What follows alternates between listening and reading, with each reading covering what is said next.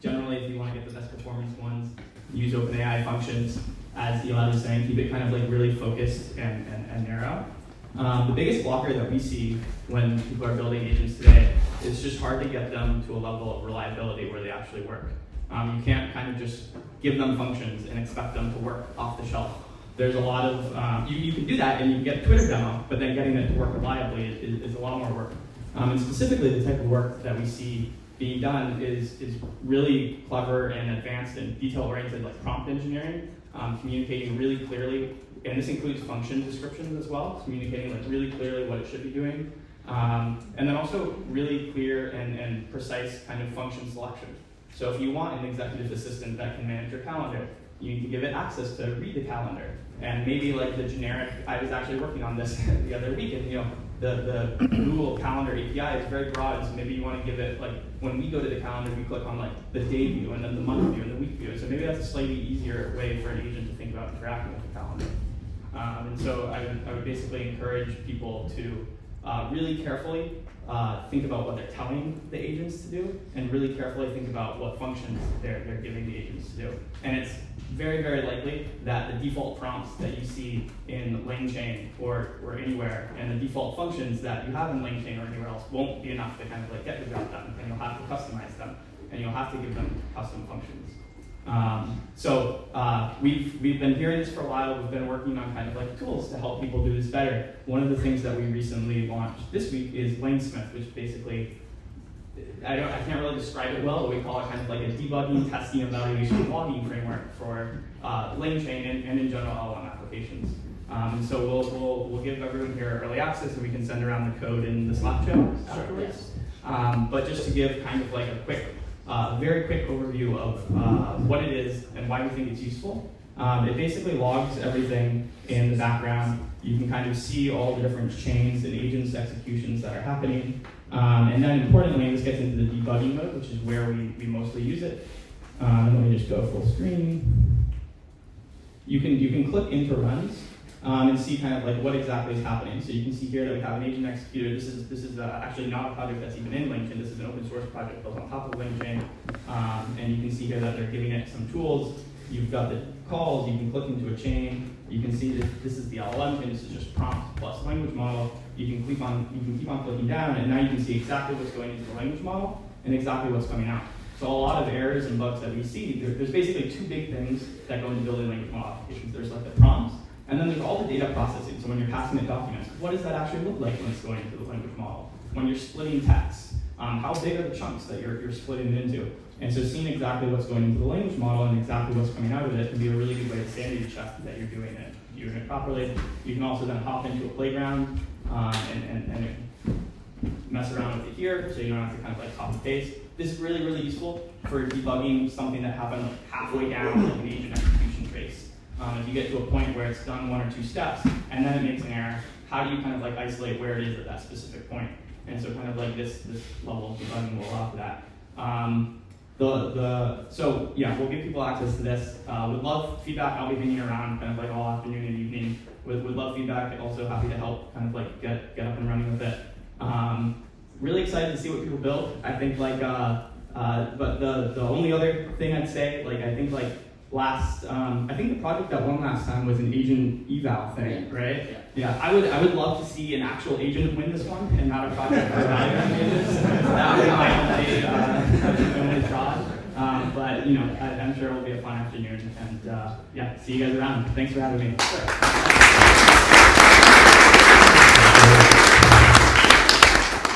Okay, coming next, we're going to have Simon Sewell, CTO and co-founder of LlamaIndex, telling us on how to build agents with LlamaIndex. So another reminder to build agents today.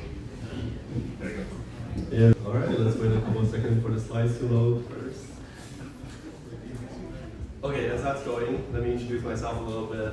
Simon, co-founder, CTO of LlamaIndex. I've been working with Jerry on this for quite a while now. Before this, I was actually building human driving agents for self-driving car companies, basically learning how humans behave in the real world to test and train self-driving vehicles. So very excited to talk a little bit about data agent. This is something that we've been very excited about building out for folks.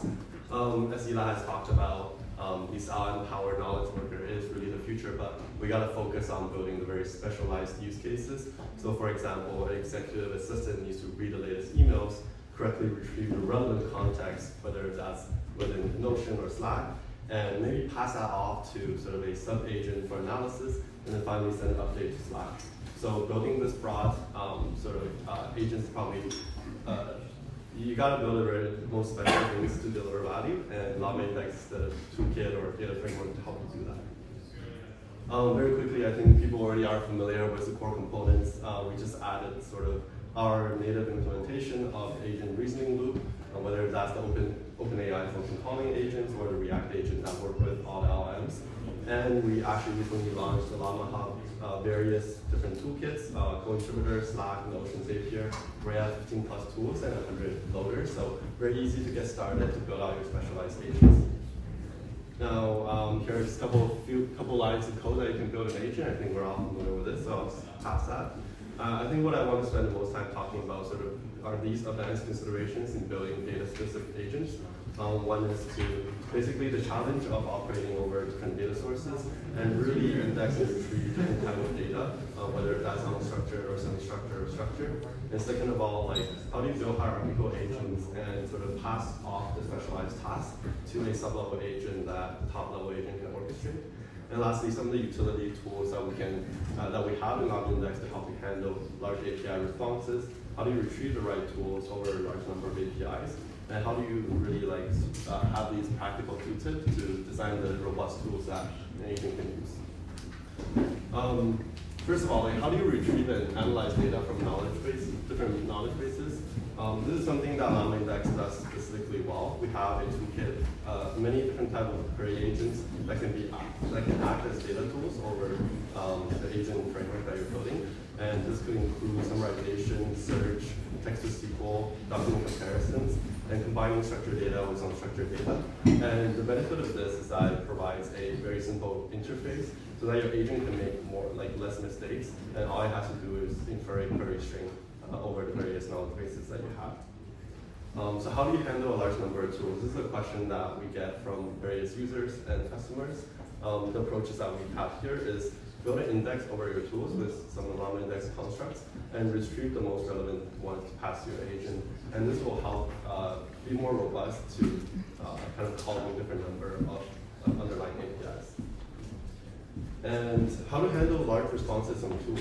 This is a common challenge that people have been asking about, whether if you're kind of querying a Wikipedia article or getting a very large data from various endpoints. We provide a tool to kind of load that data and kind of load it into an ephemeral index and build a query agent on top so that your agent can very easily utilize these large responses from APIs. And sort of very lastly, I want to spend the most time here how to build better tools. In the process of building out sort of the toolkit for data agents, this is the area that we thought the most about. First of all, writing the tool prompts in a very clear and concise way is one of the most important things that you can do to make your agent perform well. Really think about having the right documentation for anyone to understand exactly how to call your API. And second of all, making the tools tolerant of partial inputs is something that generally helps the robustness of the tool quite a lot. Very often we find when you build a tool over, for example, Gmail, you might want to create a draft. When the agent capability is not the best, they will often omit, for example, send to someone or subject. And when you can infer the right sort of parameters from previous requests, it makes the tool a lot more robust.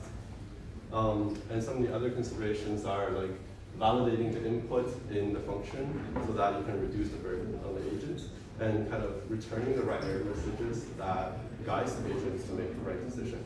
For example, when something is missing, just clearly describe what our parameters are missing. And yeah, we're really providing simple functions that constrain the sort of interface for the agent, makes the function calling a lot easier. And we have the full guide that we link here, which we'll send out to for people to take a closer look.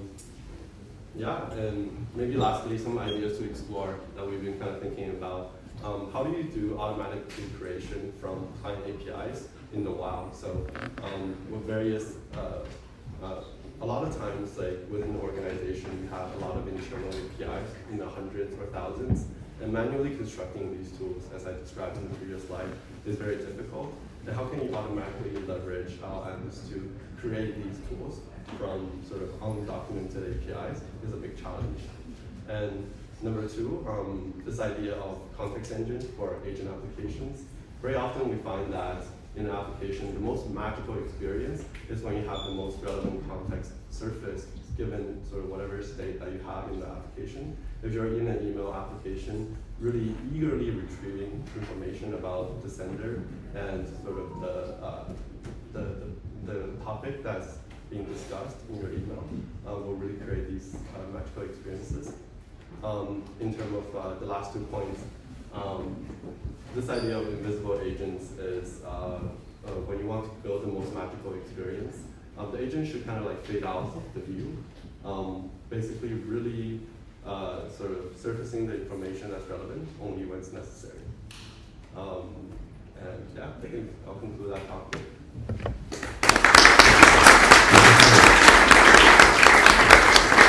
All right, up next, Olgiata from AWS, SageMaker, Chief Engineer. Running. Hi, I'm Andrea. I'm the Chief Engineer for SageMaker at AWS. SageMaker is a platform that allows companies and enterprise to deploy AI at scale.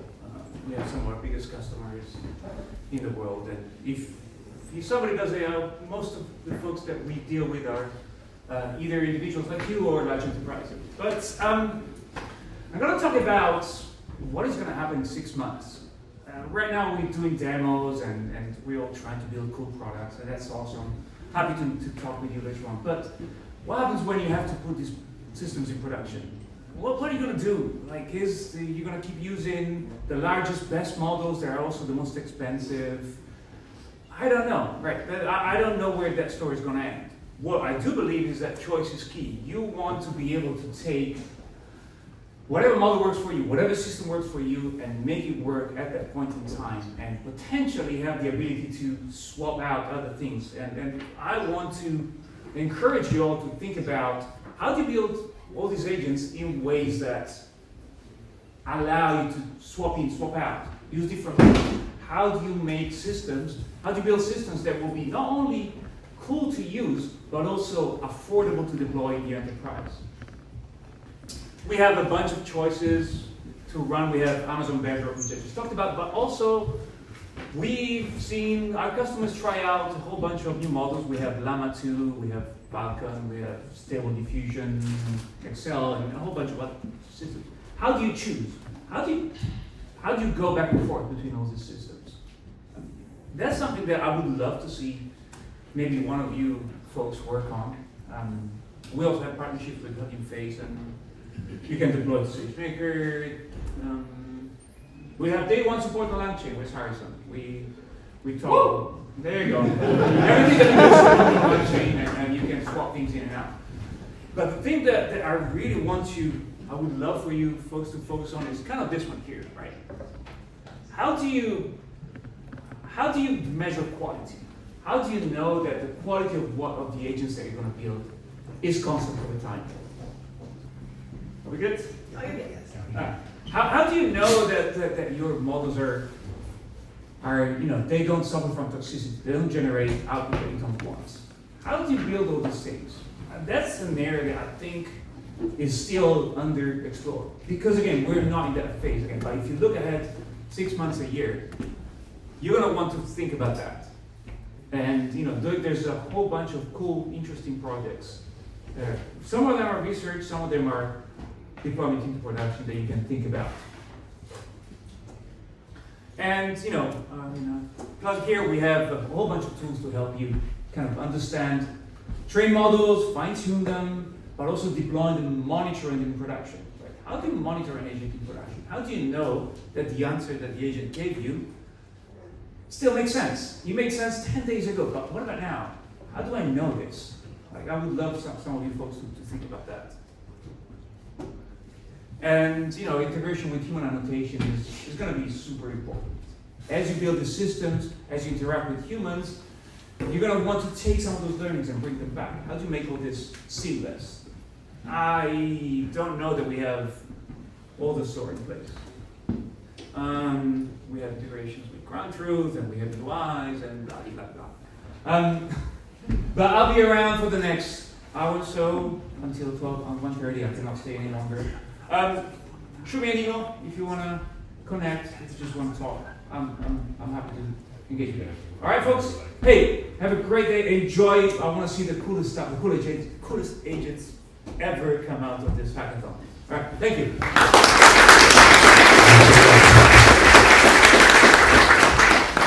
Okay, up next we have Francesco Ciannella from NVIDIA talking about Nemo Guardrails, which is going to be addressing one aspect that. Yeah, timely. Perfect. Plus, we have two Italians on stage. I swear I didn't do it on purpose. Okay? Yeah. So hello everybody, my name is Francesco and I work as product manager at NVIDIA. And thanks for having me, it's great to be connected to this community.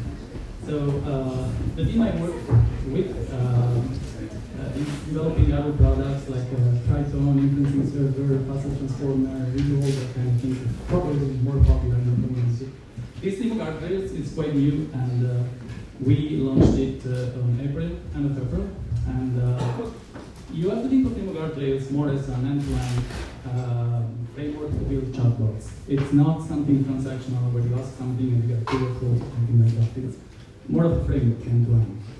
And we have identified in the security domain 3 types of rails. So what happens is that since you have this framework, end-to-end framework, you can tap into every, let's say, extension point of the conversational AI pipeline. So whenever something comes from the user, you can apply the rail. Whereas before something goes to the LLM or after something comes back from the LLM, you can apply the rail. So that's the idea, it's an end-to-end framework. So there are 3 categories of rails. We have the topical rails. Those are, I would say, more simple. They are related to whatever comes back from whatever the user is producing. And if you squint, this is just intent detections, just an LU on the utterance coming from the user. So you can make sure that the user is not going off topic and stuff like that. This, I think, on this category, the tool is pretty strong because it's intent detection basically. It's been around for a while. The second category is the more interesting one for the community. It's about fact-checking, hallucination, stuff that Andrea was talking about before. And this is where I'm shifting the focus of the team, the engineering team at the moment, because this is what people are asking, the customers we talk with, like they say, yes, retrieval augmented generation works, but still, if it's a bank, an enterprise, we still need to have a fact-checking after the LLM has generated the answer. So fact-checking is our main focus at the moment. And hallucination is, again, open research problem. We're doing our best. But so the focus is going to be there. And we're working with lighthouse accounts, like banks and financial institutions to build this type of rails, and then we'll share with the community. At the moment, we're not so strong at this. It's like we use fact checking using like self-check paper, that kind of thing, like prompt-based. We go back to the LLM. It's pretty interesting. But yeah, we're building strong, safer rails. That's our mission, and then share with the community. Finally, security. It's like this is again nothing, no rocket science. It's about, since it's an end-to-end system, we offer an action server where you can execute your code. If the LLM is producing code for you, you can execute it safely on this safe execution environment. We do type checking on returns from API to make sure that they comply with signature. Finally, this is where it sits. It's an end-to-end system. There's the user, there's Nemo Guardrails. You can have something in the middle like Langchain or LlamaIndex. But you would use this not as an agent in this case. You would use those toolkits more as a retrieval system, retrieval adapter to connect to the retrieval system. You can use it as an agent, meaning you can use Langchain as an agent, and maybe you will be interested in doing this later. But then it becomes a little bit cumbersome to use Nemo Guardrails inside that. In that case, you can just go ahead and pick the script from the repository. So there are chain Rails script, Python scripts. You can just apply them in chains. So it becomes much easier to use them. Well, so this is all I had. It's open source on GitHub. Feel free to fork it, open issues, and you can connect with me on LinkedIn. And there's the Nemo Guardrails. We hope to be engaged with the community on this effort.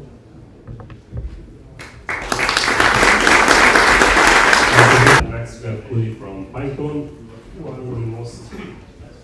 Hey everybody, my name is Cory. I run customer success at Pinecone. I did not get pulled over by the cops because I'm on my Harley today and they couldn't catch me. So I think everybody in the room should know who and what Pinecone is by now, right?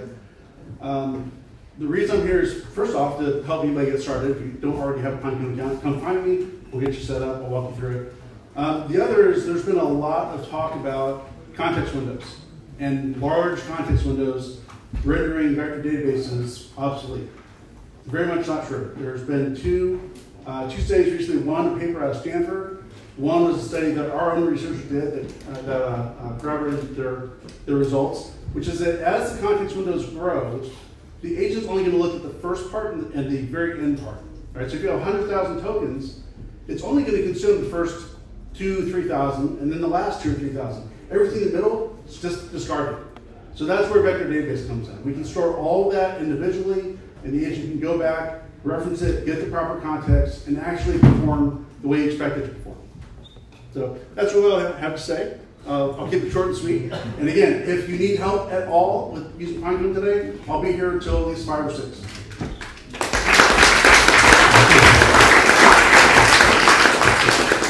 You have us split up to the timeline, so I really appreciate that. Well, some of these guys were going a little long, so it's like, you know what, I'm going to do everybody a favor. It's back on track. So we have Shayak from Truera right now, and while you're plugging, the paper you were mentioning is called Lost in the Middle. Yes, if you're curious, I'm going to just go ahead and you will find it everywhere on Twitter. Yeah. There you go. Stage is Thank yours. you. Can you hear me? Yep. Right. So as soon as this shows up, we're going to talk a bit about evaluating agents. Cool. Yeah. So we're going to talk about evaluating agents. And so, how do we really test agents right now? So step 1 is we build an agent. Step 2, we hope and pray that it does not destroy the world. So easy 2-step process. Except we're trying to do slightly better than that. So you can check out our GitHub project. So Truera, taking a step back, is a full lifecycle AI observability platform which you can use to test, debug, and monitor your AI. And what Truera does is it's this experiment tracking system to help track what's going on with your apps, and you can use it with Langchain and LlamaIndex, and if you're building your custom apps. And as you do that with one line of code, you can connect it to two lines. So you can start logging all the inputs and outputs, and then as you iterate on your prompts, your models, your parameters, all the good advice that Simon and Harrison just had on how to build better agents, you can make sure that all of that is tracked and debuggable. So one of the key components of doing this when you're working with Langchain or LlamaIndex app is to do slightly better than hope and prayers and use these things called feedback functions. So what feedback functions let you do is to specify what good looks like for your app. And we have a number of them out of the box, and then you can also define your own custom ones to really be able to specify this is what I need my app to do, and so that you can really get that test-driven development loop going. So examples of feedback functions that we have are things like custom feedback that you can write. You can write an agreement with ground truth answers that you might have, and then it's very easy to implement and add to your system with one line of code. So to show an example of experimenting with agents, we wrote this simple app with Yelp using LlamaIndex and the Llama Hub toolkit they just launched recently. Essentially, what we find with this is that if I just compare that to a simple OpenAI app, it just does much better in terms of having more specific answers, and does a lot better in terms of giving answers which are most close to what you need to be in terms of ground truth. So you can do that. You can use this QR code to look at this notebook that walks through how to hook up this kind of a LlamaIndex app with TrueLens. And I'll just walk through it very quickly in terms of what that looks like once you do that. This is kind of just a few lines of code to make sure that's hooked up. And then as you test it, all of that gets logged, and you can just compare how well it's doing against some simple baseline. So in this case, I just see it's doing much better than what a very simple chat app would have done. And then if I want, I can just also deep dive into what's going on, look into examples which are not doing as good, look at the prompts, look at why the results were the way they are. And that just lets you build your app in a much more systematic and scientific way, if you will. Right, so just returning to the example itself, you can try to use it for your hackathon agents. Here's a fun squid QR code for you to go look at. And then if you'd like to meet us live, we are doing an event next week with Simon and Jerry at the Midway next week. So if you'd like to learn more about testing and evaluating your app, come see us there. All right, thank you so much.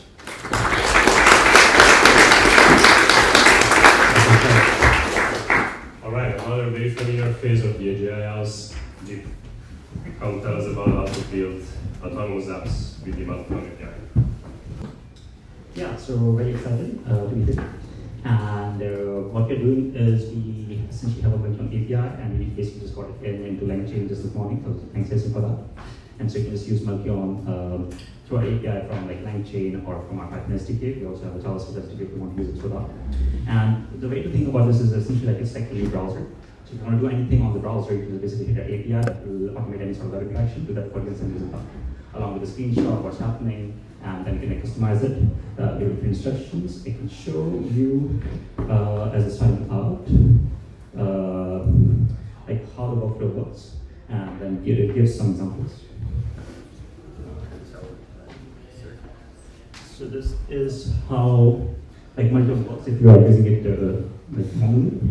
And in this case, you can use it to say book a film and meters.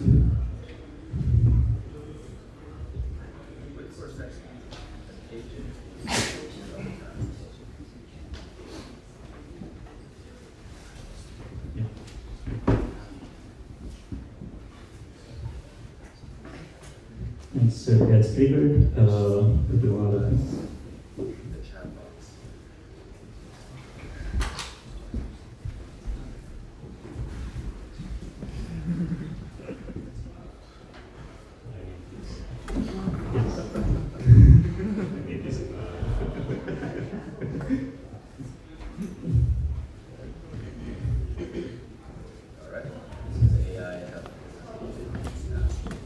And the next thing is you can make this into an automation where you can use it from like your Truera notebook or even from mobile app. And so using the mobile MultiOn API, you can embed it into like WhatsApp, into your phone app, or like Slack, or whatever you want. So I can show an example of like a mobile app. So this was actually built in an AGI House Hackathon. doing now basically a first prototype of the API. And here you can have like SMS AI to order your dinner in a sense.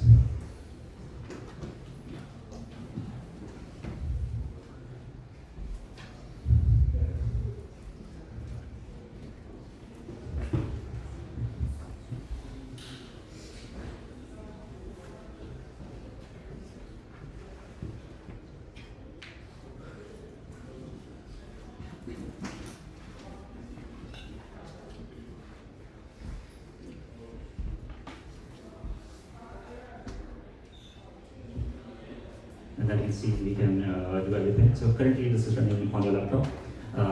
You'll also have this running headless, so you can just like use it from anywhere.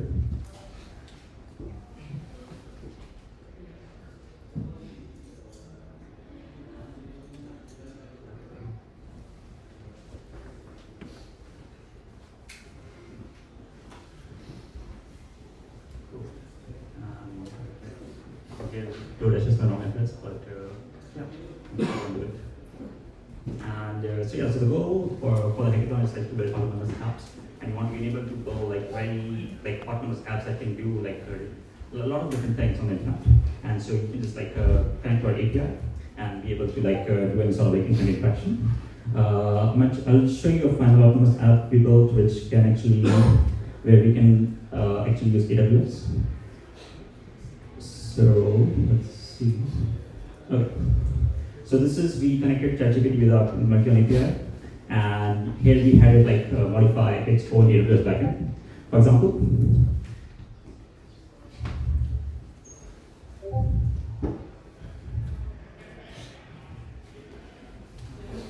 and so you can give like different commands and step by step over the API, and so you can have an outer planner agent or whatever you want that's interacting and using like MultiOn as a sub agent to do like different things, give it different commands, and execute the code.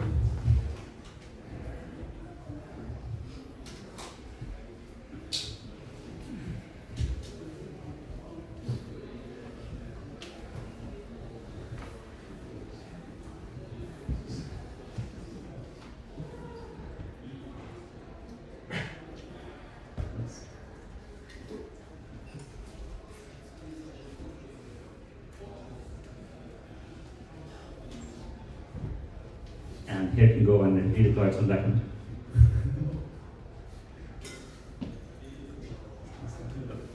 Cool. And yeah, so if you want to use MultiOn over the API, you can come to us. We like you can also download MultiOn like from the Chrome Web Store as a one-click install. Unfortunately, the Google folks went on a holiday yesterday, so you're not able to get all the latest patches in. So if you want like the latest API, you can basically come to us and we can help you locally install the extension. Thank you. And finally, we are also hiring. So if you want to come work with us, thank you.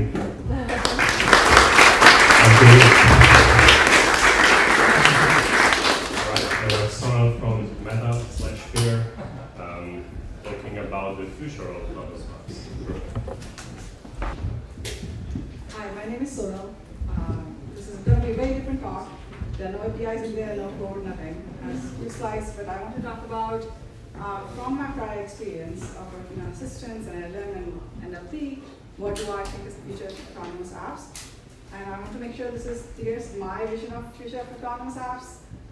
So hopefully this is the one it is, but like we'll see how the future lands. Also, this is not the view of my employer or any of the previous employers. A little about me, just so that you can contextualize what's to come next. My background is an NLP researcher. I have a PhD from Stanford. I've done lots of language understanding, question answering, fine tuning. Human in the loop, before human in the loop was cool as an alignment. Primarily worked on assistants. So I worked at Viv after graduating from Stanford. Viv was founded by Siri founders. So it was like Siri 2.0. And we were building a platform for assistants. And the idea was that all these apps are getting created, Alexa skills is getting created, people want to have an assistant, all different kinds of assistant, how do we bring them together into a platform? I'm sorry. So that was Viv, and then after that I joined Facebook Assistant. I built a lot of first-party apps in Facebook Assistant, technology behind it, shipped it on different devices. More recently, I've been doing more multimodal Gen AI, so make a video was the work out of my team. So video generation from text and so on, back in the LLM NLP world now. So I just want to talk about like what's wrong with current assistant products. So we have like Alexa, Google Assistant, and a zillion other things that happened and then died. And they used to have limited language capabilities. They do many things for the users, not as many things as we would like them to do, but they know little stuff. They didn't know too much, apart from going to search and getting results. It used to be a really manual task, so you will have intents and slots, and a lot of annotated data. So this is what I did a lot of time, is sitting down and annotating intents and slots and figuring things out. So anytime you want to combine two apps, you have to go and design it. How do you combine two apps together? Which means you have to design the topology, you have to go get the data, then you have to train the model, then you have to ship the model. And the third-party ecosystems were really terrible. I would just say Alexa still failed. I'm sorry, Alexa, any Amazon folks out here. And the reason was it was too cold. One was it was too onerous for people, either too onerous or too limited for people to be in that ecosystem. So what you could do is you can just you'll have an intent and then you sign up for that intent. And on the user side, it was too onerous for the users to choose what apps they want. And users don't want that to load to figure out what all the apps I want. The interfaces are also pretty basic interfaces. Either they're like CAD kind, it's all natural language, really not rich awkward, and too expensively designed if you want to do that. Please don't look at this and try to read this. This is an example of the annotated stuff that we did to train these kind of assistants if you want to do composition of apps. My eyes hurt when I look at it now. But one of the reasons why it moves so slow. Now, ChatGPT came. So what can ChatGPT do? It's a superb language capabilities and change how humans and a machine interact and all the natural language. Amazing, amazing things. But it doesn't really do many things. And yes, plugins are there. We are trying to all use plugins and functions and so on. But they're clunky and it's almost going down the same route of having a few things and users have to choose them. And there's one classifier that selects which plugin is it going to and so on. It's a centralized architecture. So my question to all of you and all the smart developers out here is let's assume you all build really, really smart AI agents and all autonomous apps. For the user experience, what's next? How are users gonna use all of your apps? Are they gonna go all to a different app to do each individual thing? How are they gonna get advantage of combining any of these things that you all are doing? Without going through onerous code writing process and API stitching process and so on. For example, if you wrote, find a coffee shop between John's and my house that's open after 4 p.m., it needs to call many different apps and so on. And yes, you can hard code this exact scenario and make it work, but it's not scalable. You're again go to the same problem that you have to hire 5,000 people to go do this stuff. What's the 3P story over here?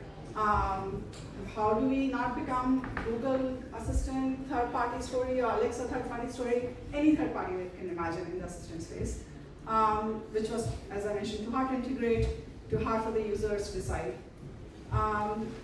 And here are my predictions, and maybe planting some seeds for brainstorming and discussion in all of you is, let's assume this ChatGPT is like invention of personal computer. Now a human and a machine are talking, so it's personal computer. What is the paradigm shift from a computer to an internet? How are these things getting interconnected and talk to each other?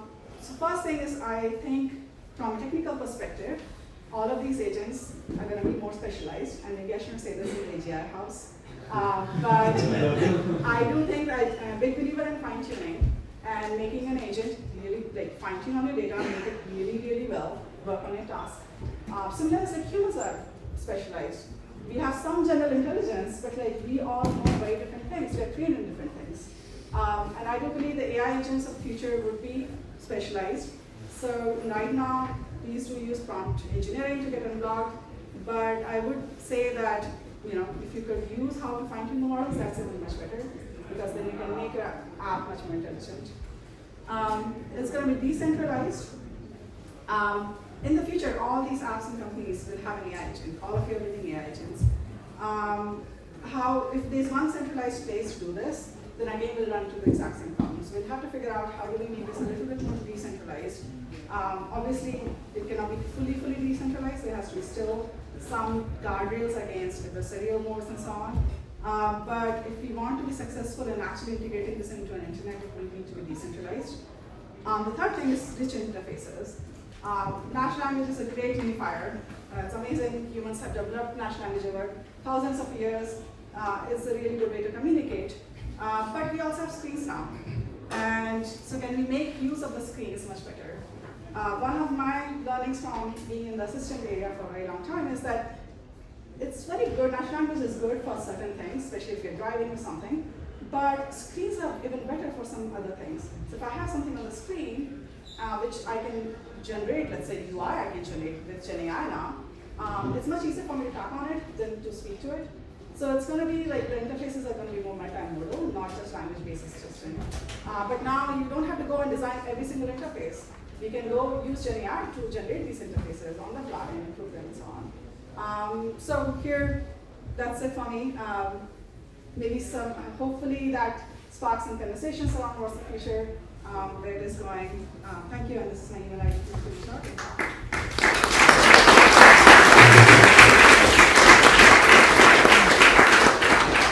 All right, last talk of the session, speaking of fine-tuning agents on your own data. So we have TJ talking about Embedchain, which is in a project that's been going viral on GitHub in the last, couple of weeks. Shortest path from your own data to building a ChatGPT bot. So take it away. So hi everyone, I'm Taranjeet, you can call me TJ. And I don't have a PPT, I have a Python notebook only. So I'm building Embedchain. Embedchain is an open source framework to build LLM powered bots. So we have a Python package and JavaScript package that we are catching up with JavaScript, but don't want to miss there. So let's do one thing, like we have a partyful page this. What we'll do is we'll create one bot over this partyful page right now. So what we'll do is we'll first import the environment variable. Basically we are setting OpenAI API key using this. And then this is the first line of code that you have to write, which is from Embedchain import app. Now second is you create a bot, which is partyful bot equal to app. And now what you do is you just add a data set. So right now we are adding a data set of web page, which is this page. So what I've done is I've already stored it into my database. Now we'll ask some questions here. So like this is one question that we can ask. We can also ask another question like what are the rules? Oops, sometimes it doesn't work. So we'll demo you one more thing. So Elad was there. So we'll ask like who is Elad? And right now in the web page there is no context about who is Elad, right? So let's see. Okay, can we refine this? So what we'll do is we'll simply we'll simply set an attribute called online. This means that now the bot will crawl Google search results. So now we'll do the Elad build query again. Yeah.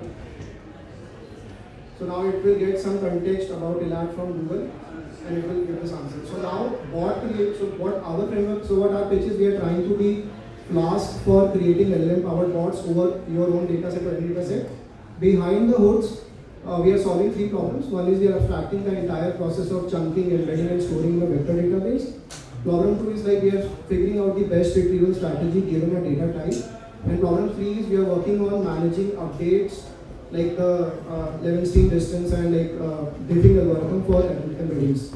And this is our roadmap. Like we want to build out so we want to solve everything in and around embeddings. We want to build out an embeddings playground which is very similar to nat.dev. We want to also build out an open embedding standard which is like open API. Which suggests that given a data type and a use case, this should be an ideal chunking, indexing and retrieving strategy. Third is embedding marketplace. Like we all are creating like chatbots over common data set. So why not there is a shared layer where you can simply download the embeddings like we have load dataset package from Hugging Face. And and fourth is an agent, which is a self-improving script which takes a data type and improves its answer accuracy. So if you're interested, you could simply visit embedchain.ai and start contributing. Thank you.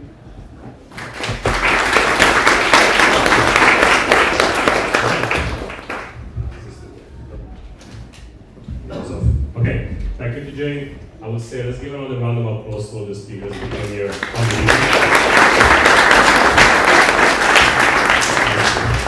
I'm sure you have enough inspiration to build products until the end of the year now through all these talks. I'm gonna pass it over to Rocky with some logistics and PSAs. There you go. Alright, hello. So there's a Slack channel for those who are not on the Slack channel. Make sure you join that Slack channel because a lot of the announcements throughout the day will be there. Find there. And if you have any other questions, pin me there, Rocky. I have someone, sponsors here now. Thank you. Yeah, who want the credits to build the agents? Yeah. So in the beginning of the year, we had the credits from OpenAI, and we know that OpenAI functions is a backbone for agents. So what I'm doing is I'm implementing functions on open source. And for the hackathon, we have some credits for all of you to build agents using functions from LlamaAPI.com, llama-api.com. So hopefully we'll have credits for the entire day because we know that agents consume a lot of that. And we want to kind of thank you so much for MultiOn, our friends, we are working together, and MultiOn, that's hosting the model. So it's really easy. You can go to your website, waitlist, you can log in, and as soon as you go to the Discord and post your email and project, we can approve your login on LlamaAPI. It's really easy. You get your API token here. We have an example. You just click example. Go to the collab, put your API key, and here we have some examples on how to build functions. The first example, thank you to Harrison from Langchain. This awesome example shows how to extract relevant information from a passage. And here you can see that the thing can extract the name, the sentiment, the aggressiveness, language, and other things. So hopefully you can build a lot of cool agents. Alright, thank you. So we have Josh, who will help MC the project proposal session. Got a couple of ideas. First one is debate team, which is a kind of society of bots idea where you have someone in a chat room will propose a topic, and some bots have to go and research the topic. Other bots take different sides of the argument, maybe navigate a knowledge base, and another bot will actually judge the results. So I'm DC San inside the Slack. That's one fun multi-bot idea. Actually, I put the next one down as well. Sorry, I had a couple of ideas. The other one's called Tag, which is a text-adventure game. So using the LLMs to generate text-adventure game. Very simple, obviously, for hackathon, something like an escape room or a very simple puzzle. Then other bots are given a task to play that game and try and make their way out of it. So again, a kind of adversarial game bot environment. A couple of ideas. Thank you. Love it. All right, awesome. Next up, we have Spellbound. Can someone from Spellbound jump in? Yeah. And then on deck, we're going to have agentic product development. All right, so the quick pitch about Spellbound. Spellbound is a VS Code extension. You can actually install it. During this hackathon, I have a few ideas. If you're big into TypeScript, hit me up. Basically, it's a VS Code extension that can do anything on your code base. It can run your code. It can get real-time IDE feedback. It can do a lot of stuff. I want to build a plugin system for it. I want to explore type-driven AI development. So something like, say you're coding Haskell, and Haskell, you have a type signature, and then